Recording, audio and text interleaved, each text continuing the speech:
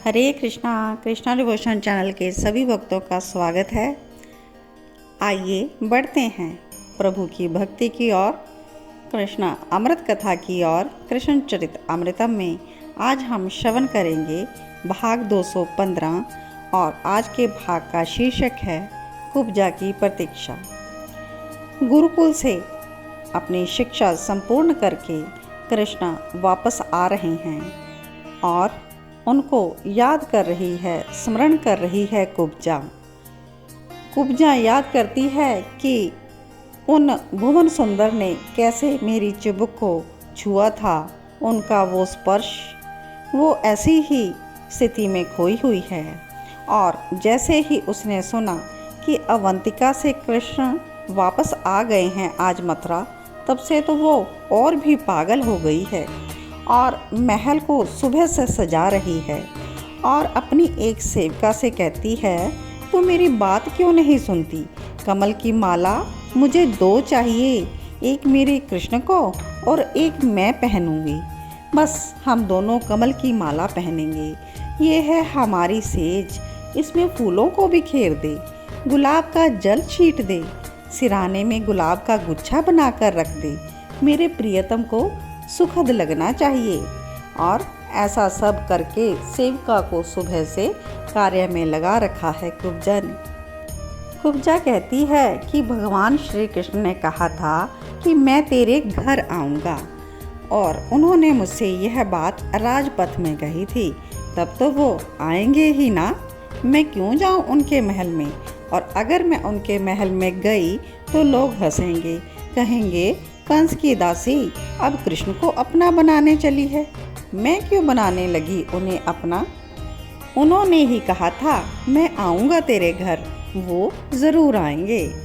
तू ऐसा कर दासी, मुझे उपटन लगा दे, मेरे केशों को संवार दे। मैं बहुत सुंदर बनना चाहती हूँ। मुझे देखकर फिर उन्हें किसी और को देखना ही ना पड़े, वो मुझ में ही खो जाएं। जगत की नारी उन्हें मेरे सामने फीकी लगे, ऐसा तू मुझे सजा दे। उद्धव कथा में कहते हैं विदुर जी से कि वासना से भर गई है कुब्जा। वो स्नान करती है, इत्र फुलेल लगाती है, केश सज्जा करती है और महल में उसकी कई सेविकाएं हैं। आज उसने सबको भिन्न भिन्न कार्यों में लगाया हुआ है। दोपहर का समय होने को आया तो दासी से कहा, कुछ अच्छा भोजन बना। अवंतिका के गुरुकुल में तो कंद मूल ही खाया होगा उन्होंने। पकवान बना, नाना प्रकार के मिष्ठान बना, शीघ्र कर, वो आते ही होंगे। कुब्जा झरोखे से बाहर देखती है, एक रथ आ रहा है कुब्जा के महल की तरफ और वो दौड़ पड़ती है भीतर। कहती है दासियों से, सुन मेरे प्रियतम आ गए हैं, सुन कुछ सुगंधित धूमर जला दे, इत्र का छिड़काव कर दे। वो सेविका जाने लगी तो कुब्जा बोली, सुन सुन बता, मैं कैसी लग रही हूँ? मैं सुंदर तो लग रही हूँ ना? और फिर कुब्जा उसे अपने पास बुलाती है और कहती है, मेरी धड़कन तो देख, कहीं उनके साथ मिलन की खुशी में मेरे प्राण ही ना निकल जाएं। अरे जब वो मेरा आलिंगन करेंगे, मुझे छुएंगे, और ऐसा सोचती हुई शर्मा जाती है। तू जा, बाहर जा और उनको लेकर आ। सुन, कक्ष का द्वार सटा दे। सेविका द्वार सटाकर जाने लगी तो कहती है, अरे अरे सुन, खोल दे द्वार। कहीं द्वार बंद को देखकर वो कक्ष से कहीं वापस ही ना चले जाएं और कक्ष में आना पसंद ना करे, इसलिए तू जा। कुब्जा घूंघट कर कर बैठ गई। अब आएंगे, अब आएंगे, यह सोच उसकी धड़कनें तेज हो रही थी। द्वार खुला, कुब्जा की सांसें थम गई। वो आनंद के सागर में हिलोरे ले रही थी, लेकिन तभी दासी ने आकर कह दिया, नहीं आए आपके प्रियतम। कुब्जा उठकर खड़ी हो गई, फिर झरोखे में जाकर बैठ गई। आने जाने वालों को वहीं से देख रही है। शाम होने को आई, एकाएक हंस पड़ी कुब्जा और कहती है, मैं भी कितनी पागल हूँ, दिन में क्यों आने लगे वो तो रात्रि में आएंगे, तभी हमारा मिलन होगा। पगली हूँ मैं भी, अपने सिर में स्वयं ही मारती है।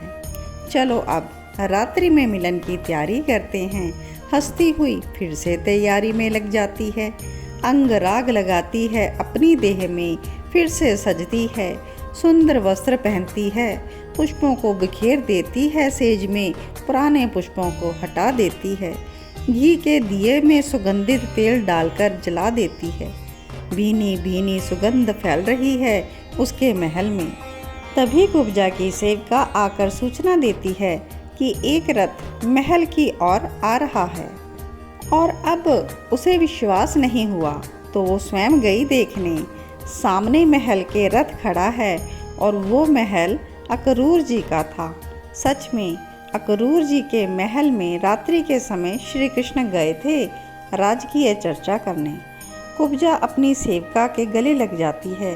तू बहुत अच्छी है मेरी प्यारी, तूने बहुत अच्छी सूचना दी।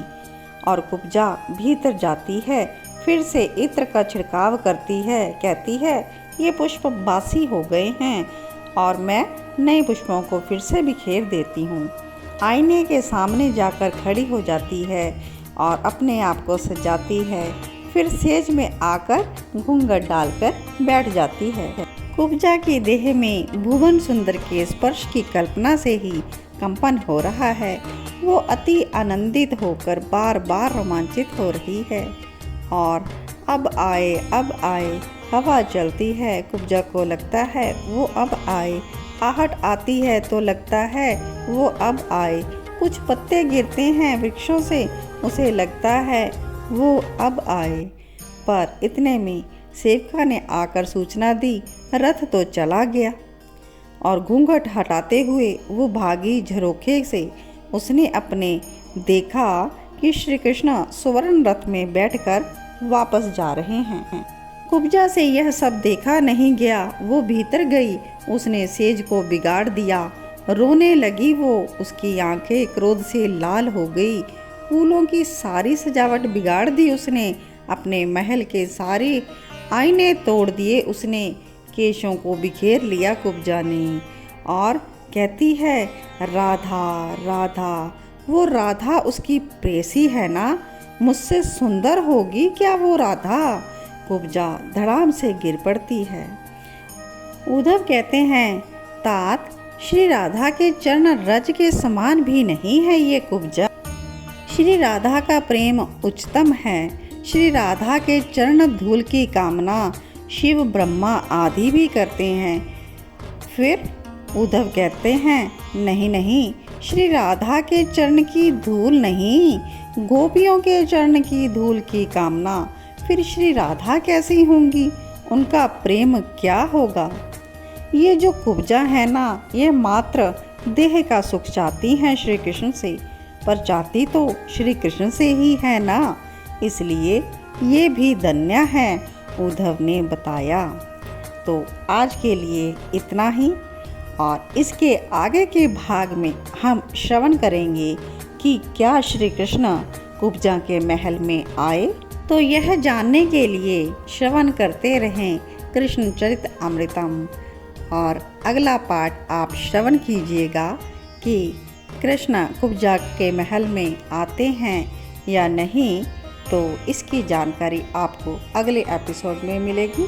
तो तब तक के लिए जुड़े रहें कृष्णा डिवोशन चैनल के साथ और प्रभु की भक्ति में लीन रहें, हरि भक्ति में लीन रहें।